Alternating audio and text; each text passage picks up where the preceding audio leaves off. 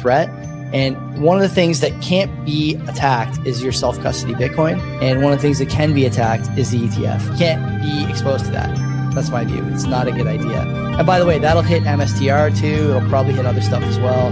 Friends and enemies, welcome back. Canadian Bitcoiners Podcast. Friends and enemies, welcome to the CBP. Want to be better informed? Listen to Len and Joey. Sponsors taken care of right off the top. Bull, Bitcoin, and easy DNS. The media is feeding the slop. It doesn't matter what topics discussed. Quality entertainment and information you can trust. That's being planned or at least discussed. You know, we're not going to allow quality entertainment and information you can trust. Send the guy some value, boost them with some sats. Bitcoin is a scarcity asset. I mean, it's just a fact.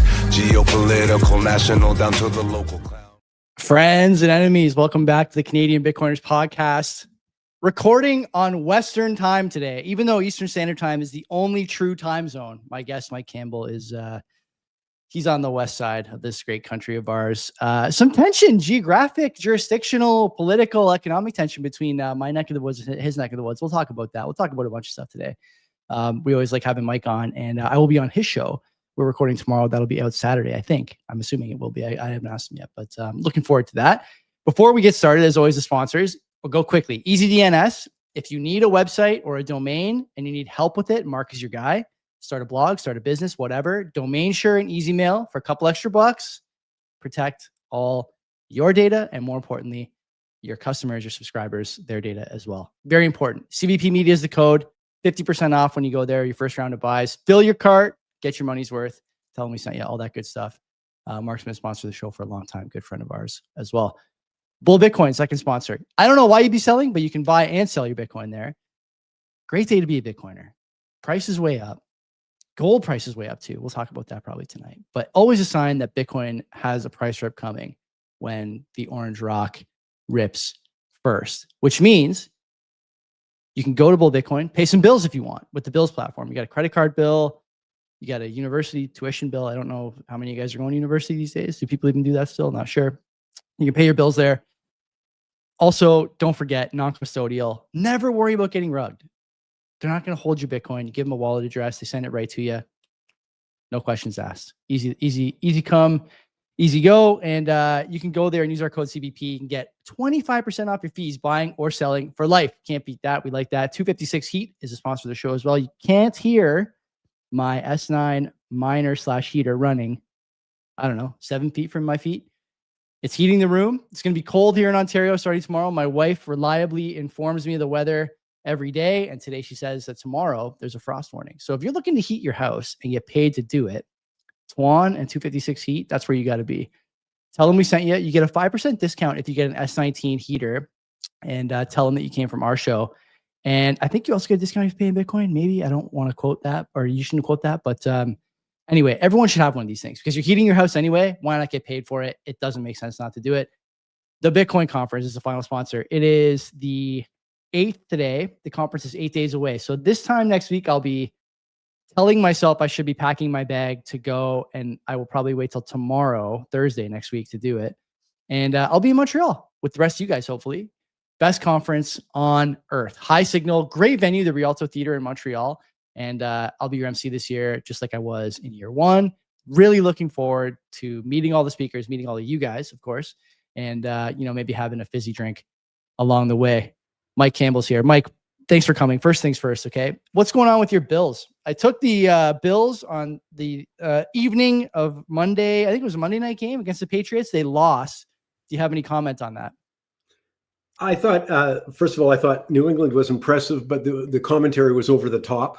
I'm always fascinated with the sort of sports commentary that wants somebody in a Hall of Fame in about 15 minutes. So I guess that quarterback May is going to be there. We're going to have the parade any day now.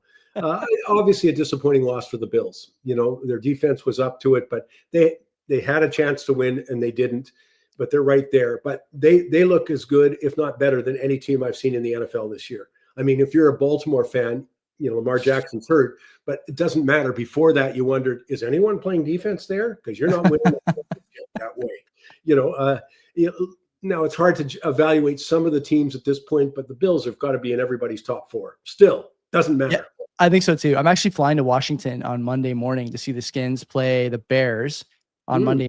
Yeah, that should be fun. I did that a couple of years ago. It's a bit of a taxing trip, but worth it all the same. So I'm looking forward to that. Now, look, Mike, where should we start, man? I try and prepare for these interviews maybe a day or two in advance. And this time I thought there's not really a point because I don't know what's going to happen in the day or two in between the prep and the show. And sure enough, yesterday, Uncle Mark in the White House, trying to strike a deal, not really striking a deal. We got obviously the interim, I'll say that again, the interim PBO head going on every channel, station, network that will have him and telling people the sky is falling.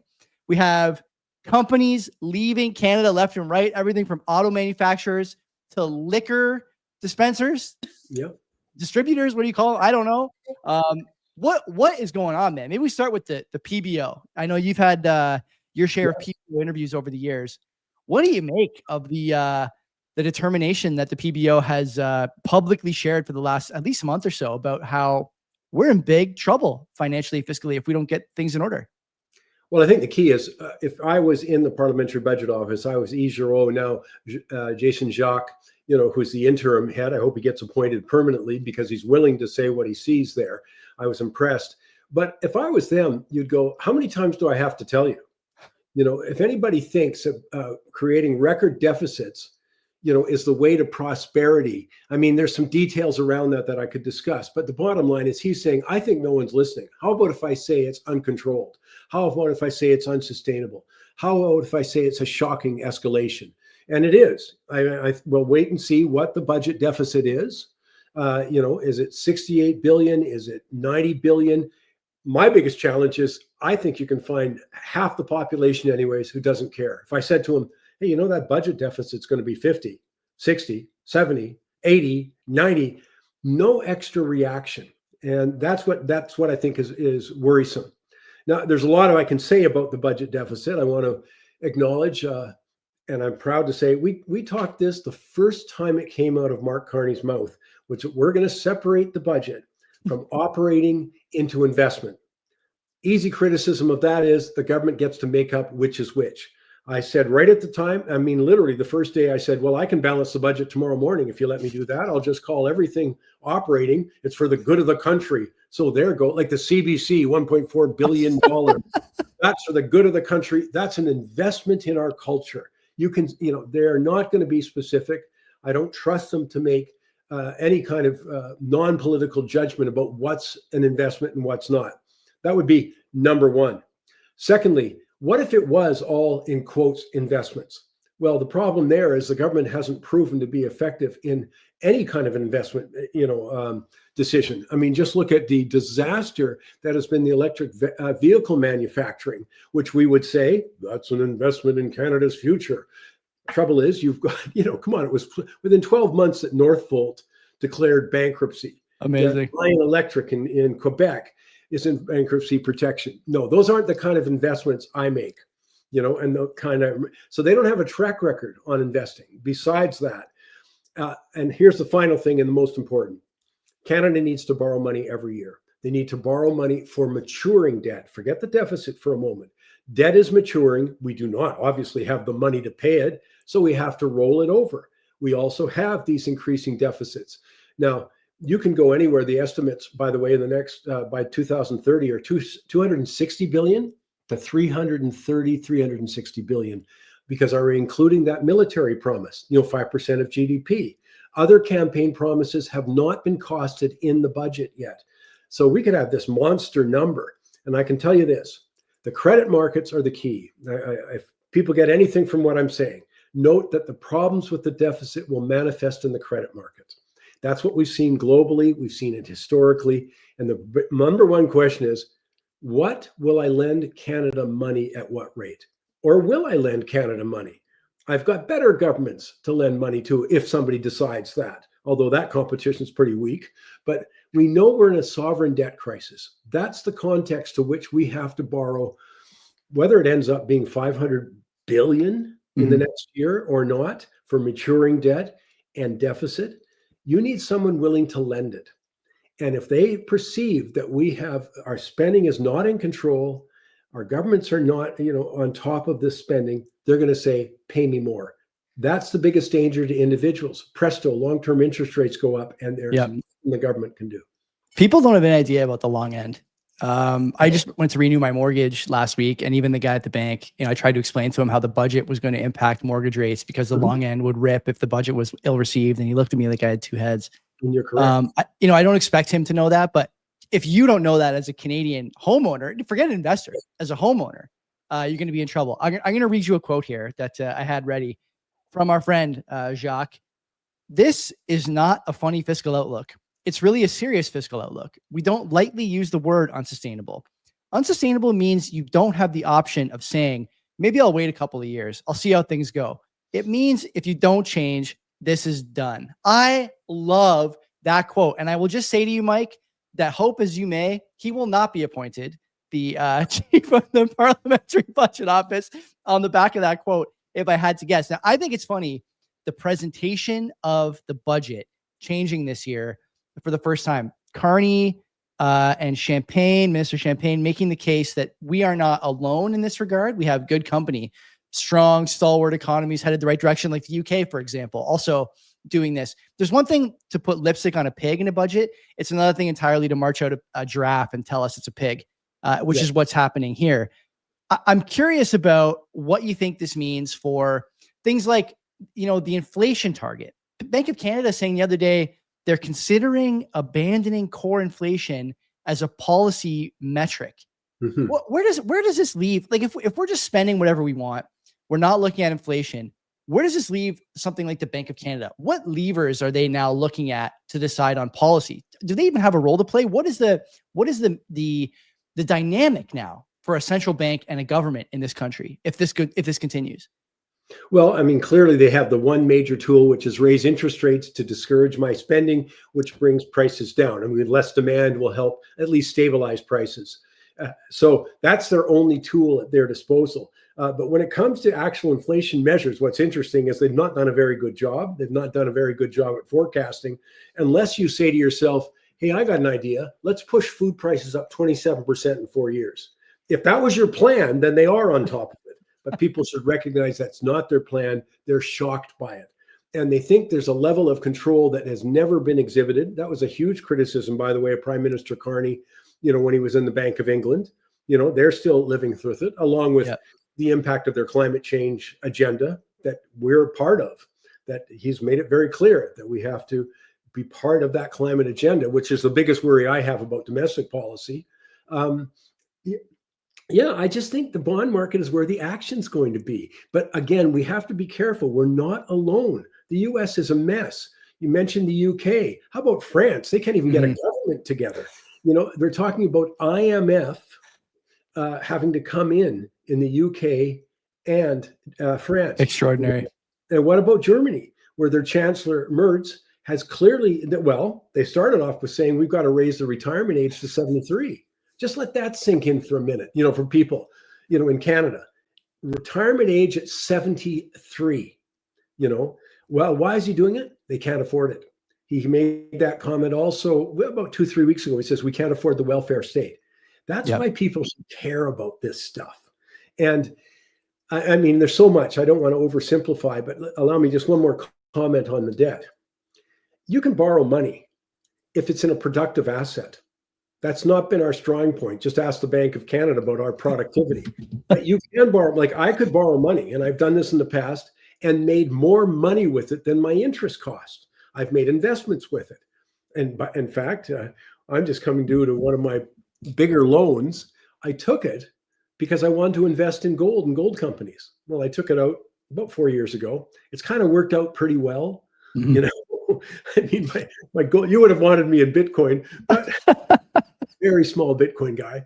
But, come on, the senior gold index in the TSX is up 115%. That's GDX for people who don't know, right? Yeah.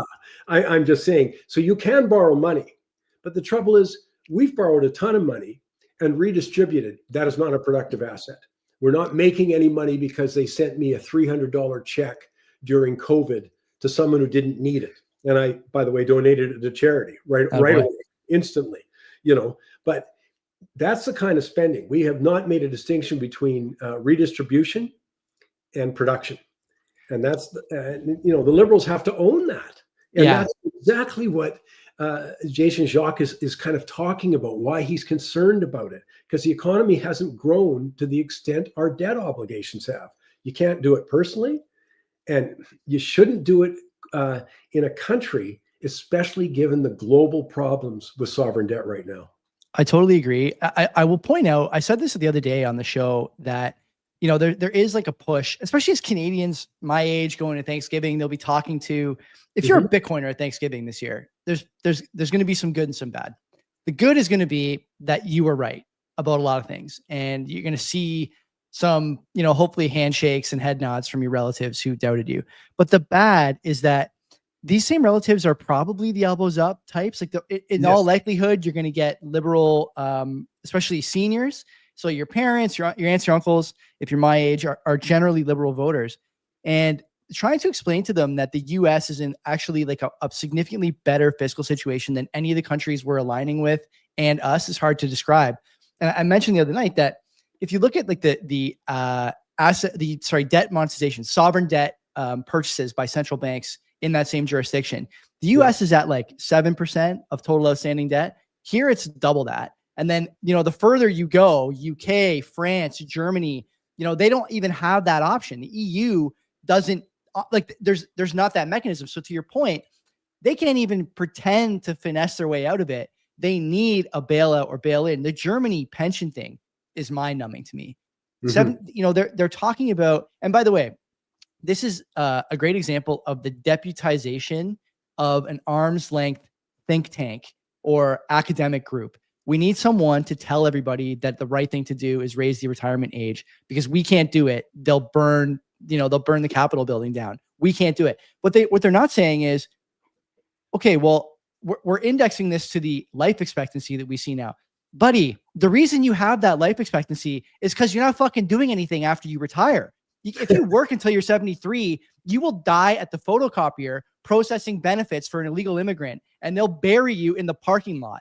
Like that's the kind of retirement you're going to have if you work till 73. They don't get that. And they think everyone else doesn't get it either, but everyone gets it and nobody wants it. And so why do they think they can do this? I have no idea. It's unpopular. I don't follow this. Do you guys, like on Money Talks, you talk to a lot of people about sort of retirement planning. How would retirement planning look if you had to work until 73? What retirement?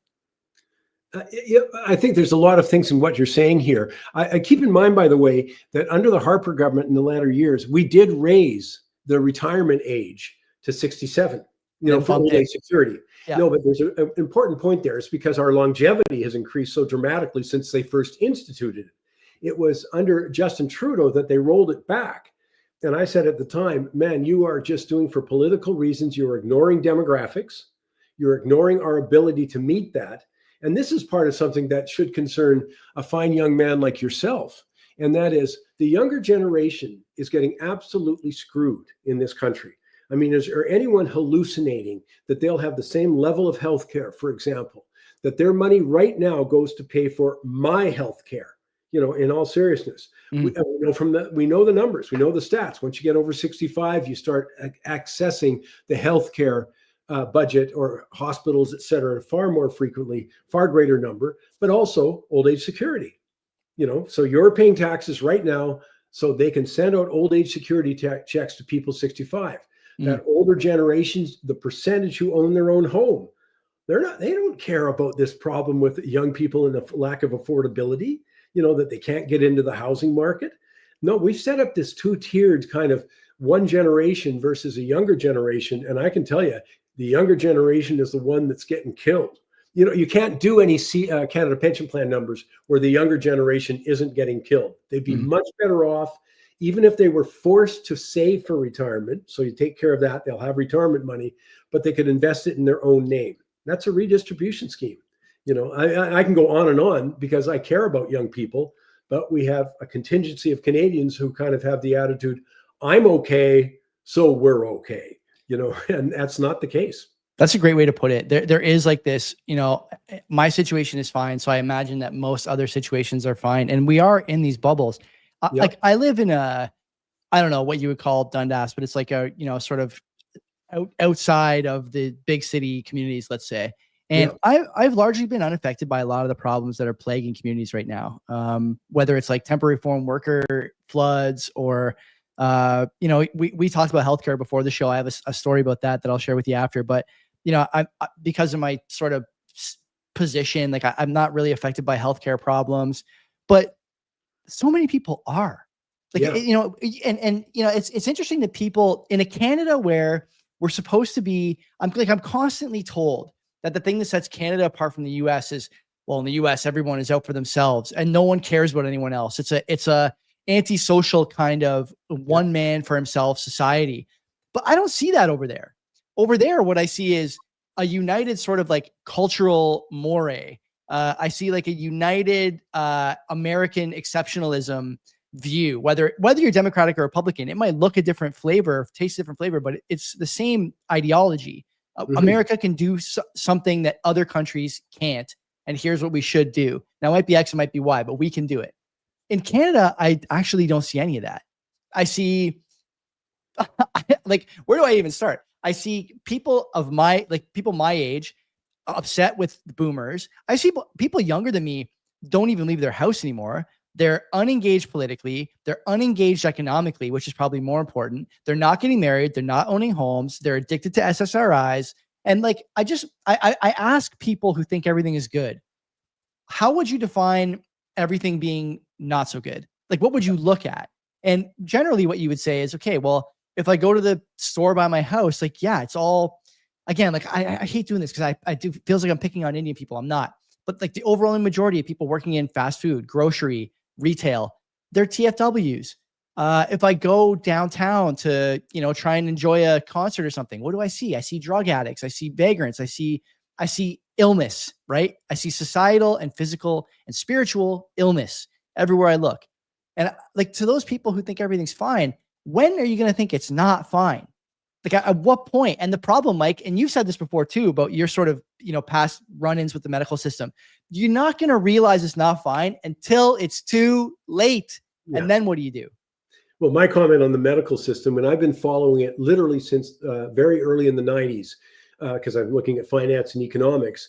And I said, there is nothing that possibly can work when you say unlimited access with limited funding like that. And yet we pretended that was the case. And I think we're feeling the fallout. And your point about the healthcare system, we all end up there. Now, you may end up as a 50-year-old or younger, of course, but a 50-year-old, a 60, 70 or 80. All of us are going to have that wonderful experience of being in an emergency ward, for example. Oh, except for it was closed. You were asking those people to quantify when they think it's a problem. I do that all the time with medical. So 28,000 people die waiting for a diagnostic scan or surgery in 1 year, 223 into 224, 28,000. And that's an understated number because not all jurisdictions would report. But my point only being, I'm told that's not a problem. I want to know at what would be the number? 50,000 people dying? Just give me a number. Of course, the number is one person who has your last name, right? Yeah, that's a great answer. Yeah. The other thing I've said to them, and very clearly though, is it's not a problem with the people who work there. My observation, unfortunately, directly from being in that system as a patient, oh my God, I've come across so many people, from specialists to GPs to the emergency room nurse. They were all fabulous. It's the system that's letting them down and us down. They don't want to close the emergency wards. And my problem is that we don't even have a discussion on that. And it's financial. If it was all free, we wouldn't have a problem. But look at the number of people that they're sending down to the States for treatment. I mean, in British Columbia, which was the vanguard of trying to prevent private care, the vanguard. And what do? They send people to Bellingham across the border in Washington State for cancer treatment because I guess we were just killing too many. There's a list of these things. So healthcare is, to me, an economic issue. It could be a phenomenal advantage for us, but we're hurting the people who work in it and certain the people who are patients. Yeah, we are burning out some of the most important people in our society, whether it's healthcare or teaching or whatever. It's interesting, our mutual friend, Brian Day, Dr. Brian Day, mentioned on probably both our shows, but mine is top of mind because you just did it a few weeks ago. And I had another doctor on here, Dr. Mohammed Zarabian from Hamilton, who runs a private back surgery clinic in Toronto. The idea behind Canadian healthcare is noble, but it doesn't work. And the reason it doesn't work is because hospitals get block funding. And so every patient is actually an expense as opposed to a revenue. And so, when your goal is to maintain your books instead of to maintain the health of the people coming through your doors, well, yeah, patient care suffers. Yeah, you get burnout. Yeah, you get waits in waiting rooms. Yeah, you get 30,000 people dying on lists. And it's like this everywhere. The interesting thing that I thought, I didn't know this before I talked to Dr. Day, to access what should be public information about acceptable wait times for certain conditions. Bladder cancer was the one that he used. They don't give you the information. You have to basically subpoena the information in a legal proceeding to find out how long the hospital thinks you should be allowed to go without treatment. And when they got the information, him and his team, the hospital was letting almost everybody wait the maximum allowed time before treating them. What do you call that? When you pay into healthcare, that's not the healthcare you think you're going to get, but that is what is going to be applied to you. And again, if I can come back, people have to understand that wait lists were designed to manage financial issues of the healthcare system. It's on purpose. People don't seem to be as aware as they might be that it's actually on purpose. Otherwise, they restricted the number of doctors to be trained in medical school, restricted the number of nurses to be trained, because if there's more doctors, there'll be more prescriptions, there'll be more diagnoses. So yeah, I mean, it's a very discouraging situation. And the other last thing, as I'd mention here, is that keep in mind, Canada outlaws private care, for example. Mm-hmm. Cuba does not outlaw private care. Only us and North Korea. That's it. I mean, our rankings are so low. If you look at like the Commonwealth Health Index, we have, significantly more bureaucrats, health administrators than Germany, who has better outcomes. That's a typical thing. You don't just get to go, there's an either or, it's a binary, us or the United States. Love it. The United States is far better than us when it comes to innovation because they're paid to. And there's many problems they've got in the US medical system. There are more than two choices, for goodness sakes, and every one of them in the Western world ranks above us in timely access to treatment. It's really unfortunate. It's unfortunate. I love that bit about how the discussion is steered toward this false dichotomy between us and the Yanks. And this era, that's unpalatable for at least half the population, right? Even though the thing I say all the time on this show, I'll say it to you now. There's already 2 tiers of healthcare in Canada. And if you don't think there is, it's because you're on the lower tier. And that's just the fact of the matter. Let's talk about, I didn't ask you about the budget. They're releasing in the fall now. I have this conspiracy theory that I came up with, the other day when they announced this change. They used to announce in the spring, obviously, and then again in the fall, they do the economic statement. Now they're planning on doing only fall budget releases. I think, Mike, if you'll indulge me here, I don't have any tinfoil, but if I did, I would put it on. I think this budget's going to be so ugly that there's going to be a call for an election. And as you know, there's only 2 things to stop Canadians from going to the polls. One is the NDP, the other is the winter. And both of them are going to be working in favor of the Liberal government if they release a budget in November. There's no way they're going to call a national election in December or January or February. And so they're going to use that buffer time to let things settle. Now, the question is, what are they going to let settle? Do you have any predictions about how ugly this budget is going to be? We talked about the investing versus the capital versus the operating versus... I think it's going to be nasty. I think it's going to be close to 100 billion. It sounds like National Bank today releasing a report. They view it as probably a 3-figure billions deficit as well, largest in history. Where do you come down? What are you thinking? Well, again, I'm worried about Ontario housing, for example, impacting. You've got the lowest housing starts. Every number I look at coming out of the construction industry, which is, tens of thousands of people working in it. Yeah. Well, that contraction is much greater than I think is being reflected, by the way, in a lot of commentary. But that is one example. That's one isolated piece. We got the number out of CD Howe at $92 billion deficit. That's what they came up with. Again, here the real problem is none of us know. And I'm being serious. What are they going to include? Are they going to include that promise of 5% of GDP on military spending? Will that? I don't have full confidence that they're going to include all the expenditures. That's one of the reasons that they're going to separate from what they decide is an investment and what they decide is operating. That, as I say, that's a simple way of getting the numbers down.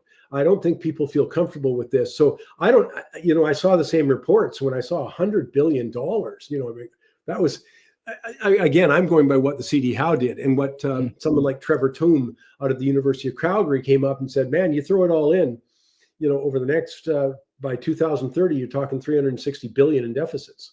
Yeah. It So feels don't you like think it is out of control? It doesn't feel out of control. It is out of control. And it's on par with these other governments around the world that are also going through the same sort of exercise, right? Spend, spend, spend, because if we don't, we're cooked.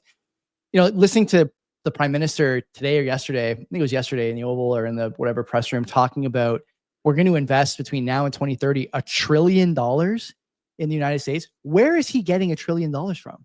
Well, because actually, what I see is zero foreign capital investment. What I see is tons of high taxpayers migrating out of Canada. What I see is tons of low earners coming into Canada. What I see is our demographics continuing to get worse and worse, even with this like out of control bonanza on the immigration side. Where's the money going to come from?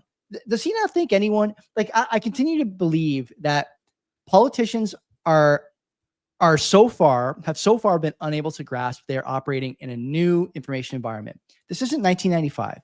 I don't have to wait for Peter MacKay or Peter Mansbridge or whoever to tell me what the numbers are.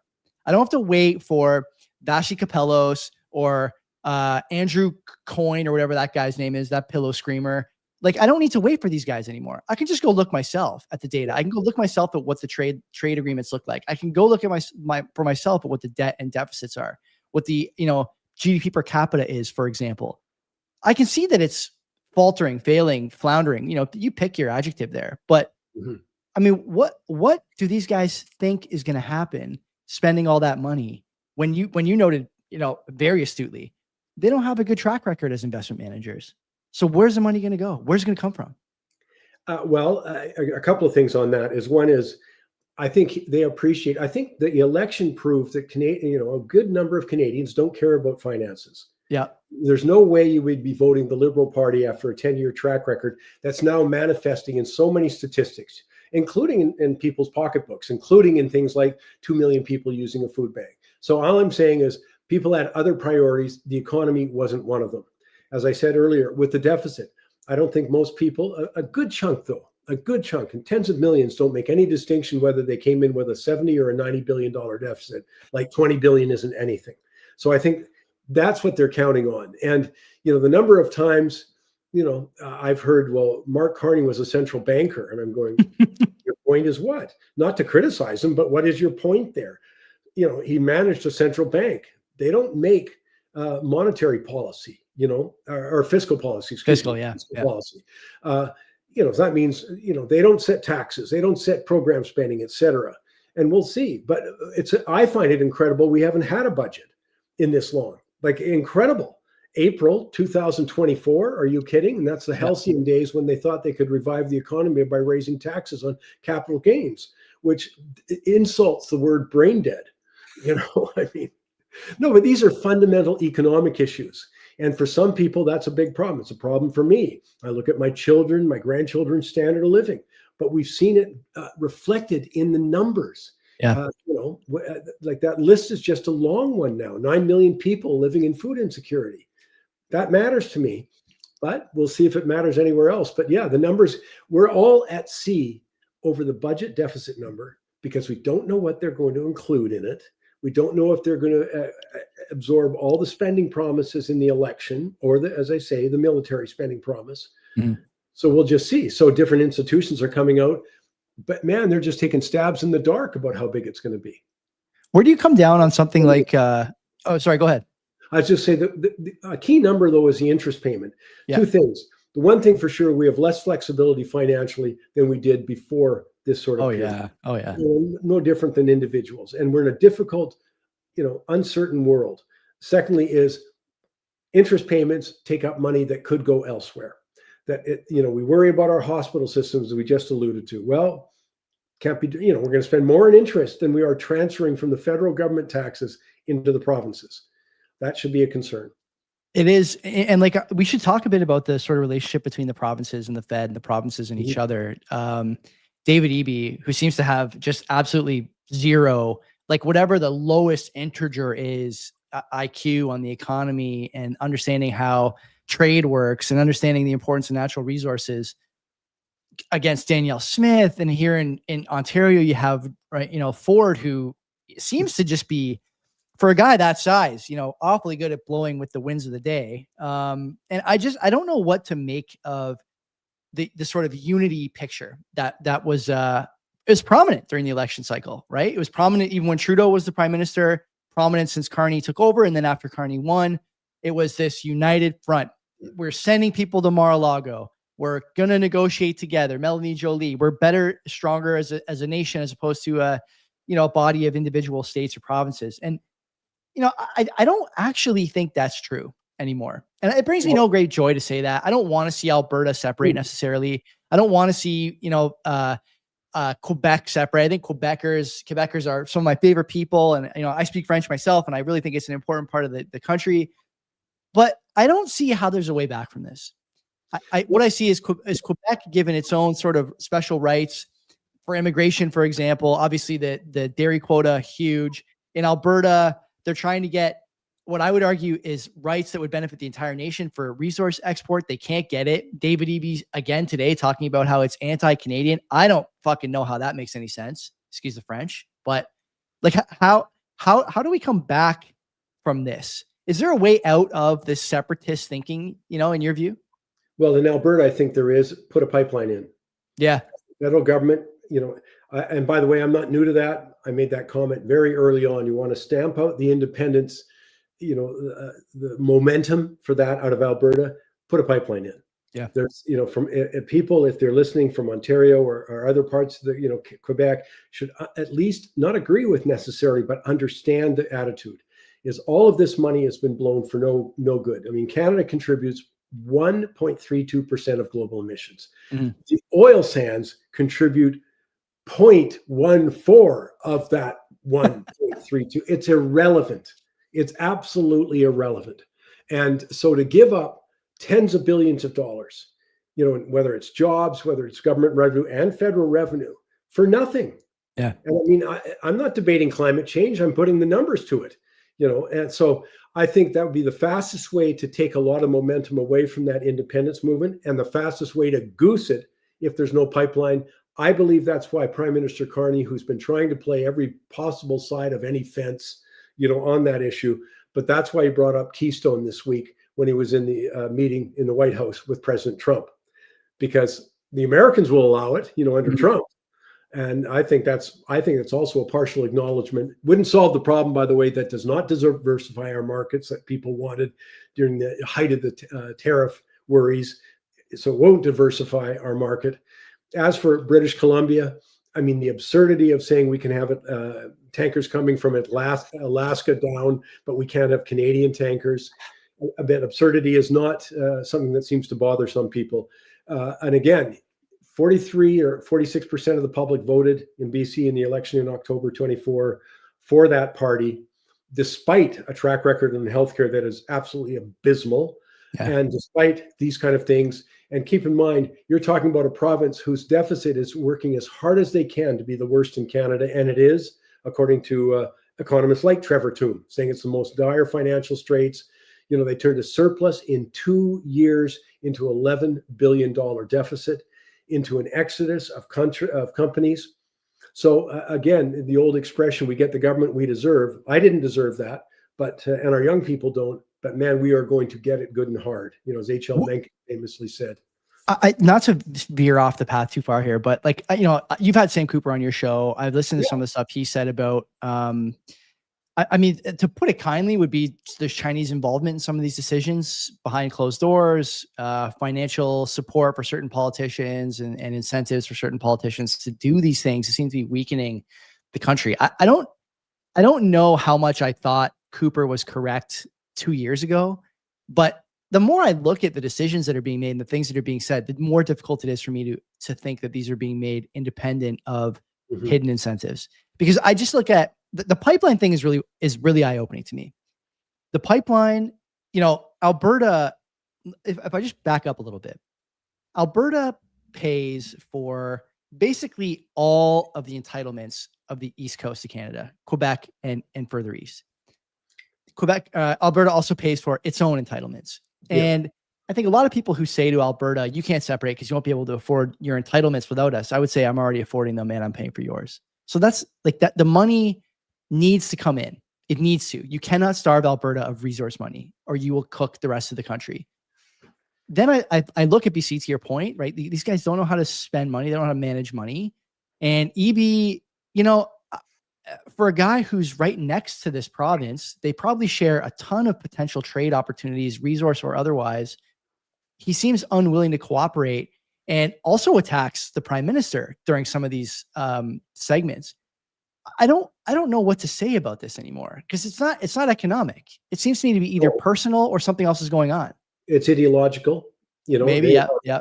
Have opposed fossil fuels, period, you know, especially oil.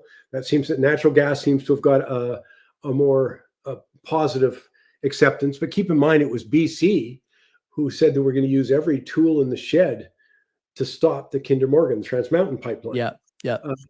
I'd go further with what's going on in British Columbia, though, is with the broader context.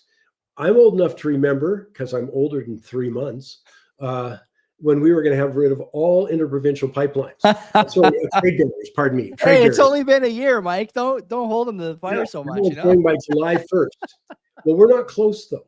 We're not close whatsoever to getting rid of those interprovincial trade barriers.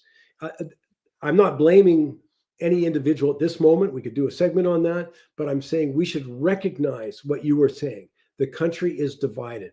It's not just manifesting in whether we should have a pipeline or not.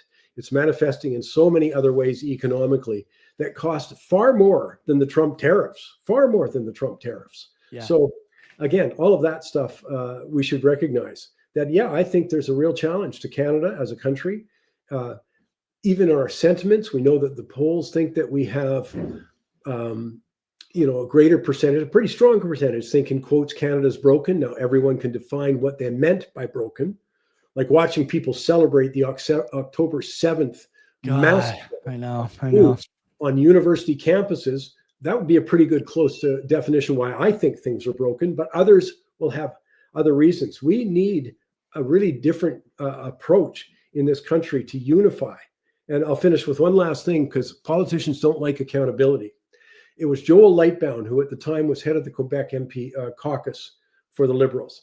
He made it very clear that a decision had been made during COVID to divide the country over vaccine mandates. That was a conscious decision.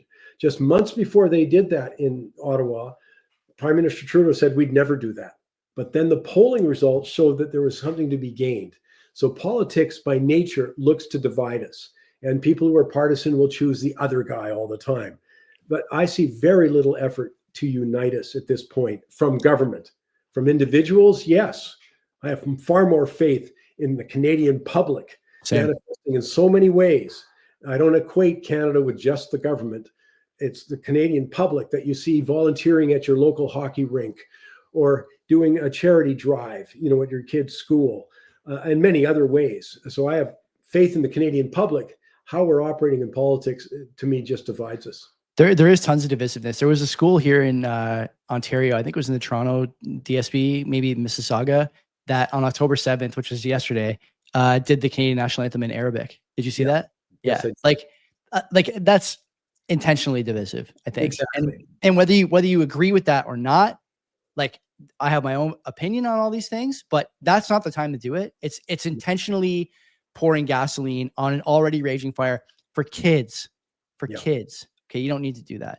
No, I couldn't agree more. As I say, it's not a positive outlook. And I'll finish with what I recommend people do. You have to take care of your own personal finances. Yeah. One of my big themes that has proven to be profitable and correct is if you think the government is going to bail you out of your problems, you are dead wrong. And that's why I look at the erosion of the purchasing power of the currency. And as you know, 2 years ago, you were before that we were, very strong recommendation of Bitcoin. We've been the number one recommendation of Money Talks has been gold as we watch it go to numbers. 4,100 almost today, right? Per ounce. Yeah. Yeah. So, but I'm talking about, because of the problems we're alluding to are real, then look to protect yourself financially. Don't buy government bonds. You can do real short term, but don't buy government bonds. That's what we do on Money Talks. That's our goal, is to protect people. It's funny. I want to ask one more thing about the sort of cultural shift in the West, and I want to talk about gold and Bitcoin to finish. Are you keeping track of this digital ID thing in the UK? Oh, of course, yeah. What do you make of this attempt? A broadly unpopular prime minister making a push for a broadly unpopular policy at a time where everybody is more tuned in to these types of things than ever before. Why do it now? Well, also keep in mind that European Union is very much in favor of the same thing. Going. Only the U.S. has said absolutely not to that, and of course, it's part of that World Economic Forum agenda. I'm not. I'm sure it informs some of their thinking on that. Mm-hmm. They are saying, as every restriction on personal freedom is always rationalized the same way, for public safety. That's why they think. I mean, the Liberals have interviewed 5 different bills to censor the internet. Yeah, all for my own good. I don't need the help, by the way, from them. All for my own good. But for public safety, that's what these are being. They're taking the immigrant problems that they have, the blatant problems, of course, the financial hardship that came about granting way too many rights or benefits to newcomers. Yeah. Obviously, there's been a lot of scam on that. So they're saying the digital currency is the way to protect ourselves throughout Europe and including the UK. The trouble is it's open for abuse. It's open for, it's called the social credit system in China, where you don't behave right, you don't get, this is going to do away with paper currencies. At least they will. I think it's coming. They've said it's even sooner, probably coming by the new year. They're going to implement it. That in conjunction with all the censorship bills that we've seen, which is much more onerous in the UK, for example. The censorship, like most of us would consider, are you kidding? People knocking on doors over tweets in the UK, Mike. Middle of the night, they come pick you up. Yeah. Well, an average of 33 people a day are arrested. Is that the number? 33 a day. Wow. Yeah, for tweets. So I put the digital currency has to have that part of its context in looking at it, and that, again, I've said all along, the number one issue, the overriding context, is trust in government or lack of trust in government. That then filters through. Why do you think Bitcoin is so popular with a huge group of people? They don't trust government. Yeah. We're seeing it manifest in so many. We just talked about healthcare. Do you trust the government to take care of your healthcare? Do you trust the education system to give a nonpartisan, objective, skill-based education? Most people would say no. But you're talking about, this confidence, and the more people lose confidence, reflected in the polls very clearly, politicians down in Canada about 70% in trustworthiness. What are they going to do? Become more restrictive. Yeah. That's the big challenge going forward the next few years. Yeah. More freedom will be curtailed. Digital currencies give them the opportunity to enact that. Let's talk about the gold and Bitcoin move. Bitcoin hit an all-time high like 2 days ago. Gold obviously is going up like a point a day, which is insane. People in Bitcoin look at the gold move and think it's really not that big, but the market, it's 27 trillion or something like that total market cap. $1 or $2 in gold is a lot. A percentage point in gold is unfathomable in terms of capital invested. One of the things I plan on saying at the Bitcoin conference, and maybe also at the Financial Outlook conference in the winter, like, for people who think that the U.S. Treasury or the U.S. dollar or whatever your sort of asset of choice is as a reserve asset for a central bank, for example, these two specifically were thought to be untouchable a year ago. And now, for the first time since 96, gold holdings exceed U.S. Treasury holdings, central banks around the world. Bitcoin is pushing up on the old gold market cap here, from a few years back. And you're watching a shift, to your point, away from trusting anything related to the fiat of government, whether it's laws, healthcare, education, or money. And I want to know what you think about this. What is the, you've been talking about this on your show for a long time, Mike, ever since I was a listener. Now I'm appearing on it. And it's just like a constant reminder that no matter whether you're my age, your age, somewhere in between, if you are an investor, you're thinking about this already. If you are someone who is online and looking at restrictions and restrictive policies, you're thinking about this already. If you're someone with a child, you're thinking about this already. This is a huge shift. Where do you think this is going to end up? How do we look, on the fiat currency, fiat government side, 5 years, 10 years from now? Well, I think first of all, there's a huge overlap in motivation of people who are individuals who are buying gold. Not quite the same with central banks, by the way. That's a US dollar related, that's a geopolitical related. Yes. If I'm China, do I really want to finance the US war machine by buying Treasury bills? Of course not. And so there's that. When it comes to the individual, I think the motivations are very similar. Like I'm watching the erosion of my buying power. I don't trust government to manage our finances. So I'm going to protect myself by being in Bitcoin and being in gold. So I think that motivation overlaps. And I've never said buy one or the other.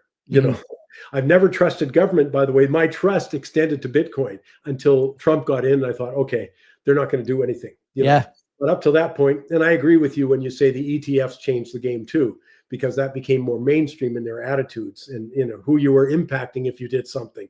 You're some major Wall Street players. You probably didn't want to do that. But that was my early day challenge for Bitcoin, was that governments aren't going to let it be successful. So I still don't trust them, by the way. But I think a lot of that's been taken away at this point. And it's the same with gold. The other thing to make a distinction, which is it a store of value or is it a medium of exchange? Well, gold is not a medium of exchange. Even though it'd be fantastic, you know what I mean? The average Canadian house price would be half. If you just saved in gold instead of gold, it'd be half as much. Or the food price I mentioned would be down if you in fact had gold to buy your food.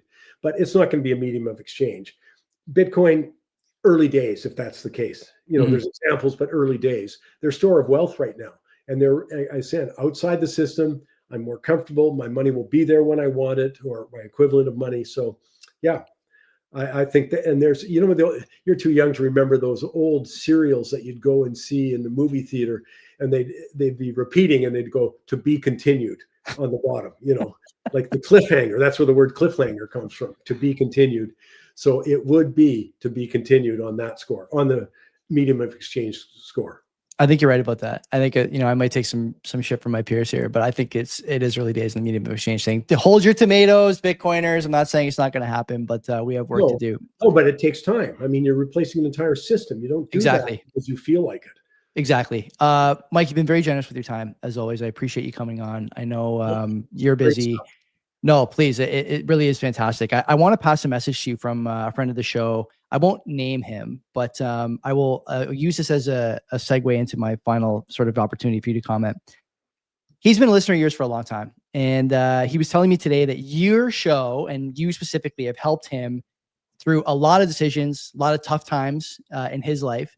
And whether it's the familiar voice or the good advice, it's been big for him. And I think a lot of people who listen to your show probably feel the same way. And it's because it's consistent. It's because the advice is good. And it's because, like I said to you before, it feels to me like being honest is becoming more and more difficult these days. And your honesty, if anything, has ramped up over the last 2 years, much to the sort of enjoyment of I think your faithful listeners. So on behalf of my friend, I want to thank you.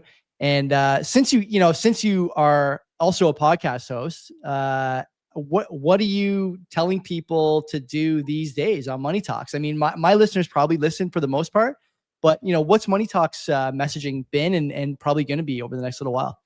Well, the first thing is I have no trouble. My commitment is to the audience. I couldn't care less what politician you like or don't like. That's irrelevant in the end. And people have real trouble with that. I mentioned that earlier with the credit markets. They don't ask who you voted for before they decide to lend you money. You went in for your mortgage. You said you went in for a renewal. They didn't say, well, tell us a little bit about your political needs. It's an absurdity. That's not how money and finance works. I'm also extremely clear that I believe in free speech. So people welcome people disagreeing. They'll sometimes expose more about themselves than about what I've said in particular. I realize it's not popular to challenge the narrative of the day, but if the facts lead you there, you should be. And I really believe in presenting facts, and you decide. If you go to Money Talks tweets, you're going to see nothing but facts that you won't see in the mainstream. So you make a decision. You know, I believe that there's legitimate to be disagreed, and you can vote one guy or another guy, or one party or another party, but I want you to have the facts, you know, and make an informed decision. As for what we're telling people, again, I alluded to it earlier, you're on your own. If you think the last few years have been wild, I mean, think of the Trump tariffs, think about the outbreak of war in Ukraine, think about the Middle East. Ain't seen nothing yet. Ain't seen nothing yet. That's a good place to leave it. You guys should be listening to Money Talks tweets for Mike. And of course, is it this weekend? We're recording tomorrow. Is it releasing on this weekend? Yes. Okay. Looking forward to that. We'll be talking Bitcoin, baby. Can't wait for it, man. Can't wait for it. Till then, everyone, take care of yourselves. Don't do anything I wouldn't do. Adios.